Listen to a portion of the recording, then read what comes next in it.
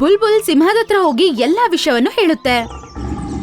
ತಕ್ಷಣ ಸಿಂಹ ಎಲ್ಲಾರನ್ನೂ ಸಭೆಗೆ ಕರೆಯುತ್ತೆ. ಈ ಎಲ್ಲ ಸಮಸ್ಯೆನ ನಾನು ಕೇಳಿದ ನಂತರ ಇದರಲ್ಲಿ ನನಗನ್ಸಿದ್ದೊಂದೇನೆ, ಮೋಂಟು ಗೇಂಡಾಮೃಗ.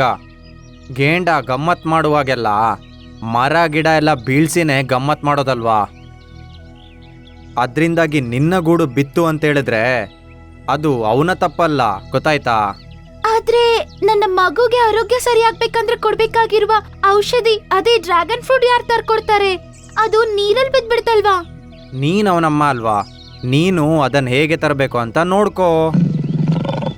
ಹಂಗಂತೇಳಿ ಅವನು ಮತ್ತೆ ಗುಹೆ ಒಳಗಡೆ ಹೋಗ್ಬಿಡ್ತಾನೆ. ಯಾರಿಗೂ ಅವ್ರು ಹೇಳಿದ ನ್ಯಾಯ ಇಷ್ಟನೇ ಆಗಿಲ್ಲ. ಸಾಯಂಕಾಲ ಪಿಂಕಿ ನರಿ ಸಿಂಹದ ಗುಹೆ ಒಳಗಡೆ ಹೋಗಿ ಮಾತಾಡಕ್ ಶುರು ಮಾಡುತ್ತೆ.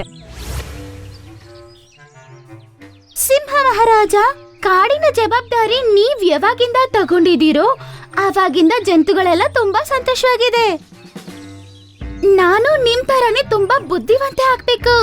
ಅದ್ರಿಂದ ನಾನ್ ನಿಮ್ಮ ನೌಕರಿಯಾಗಿರ್ಬೇಕು ಅನ್ಕೊಂಡಿದೀನಿ. ಮತ್ತೆ ನಿಮಗೆ ಸೇವೆ ಮಾಡ್ಕೊಳ್ಳುವ ಒಂದು ಚಾನ್ಸ್ ಕೊಡಿ. ಅರೆ ವಾ, ನೀನಂತೂ ಒಳ್ಳೆ ಮಾತು ಹೇಳಿದ್ದೀಯಾ. ನಿನ್ನನ್ನು ನಾನು ಕೆಲ್ಸಕ್ಕೆ ಇಟ್ಕೊಳ್ತೀನಿ, ಆಯ್ತಾ? ಅವತ್ತಿಂದ ಪಿಂಕಿ ನರಿ ಸಿಂಹದ ಜೊತೆನೆ ಇರಕ್ ಶುರು ಮಾಡುತ್ತೆ. ಮತ್ತೆ ದಿನೇ ದಿನೇ ಅದ್ ಮಾಡುವ ತಪ್ಪುಗೆ ಅದನ್ನ ಹೊಗಳ್ತಾ ಇರುತ್ತೆ.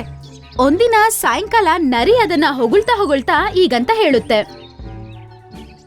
ಸಿಂಹ ಮಹಾರಾಜ, ಹಿಮಾಲಯ ಪರ್ವತದ ಮೇಲೆ ಒಂದು ಡ್ರ್ಯಾಗನ್ ಫ್ರೂಟ್ ಬೆಳೆಯುತ್ತೆ. ಅದನ್ನ ಯಾವ ಜಂತು ತಿನ್ನುತ್ತೋ ಆ ಜಂತು ಇರೋದ್ರಲ್ಲೇ ತುಂಬಾ ಶಕ್ತಿವಂತ ಮತ್ತು ಬಲವಂತ ಆಗುತ್ತೆ.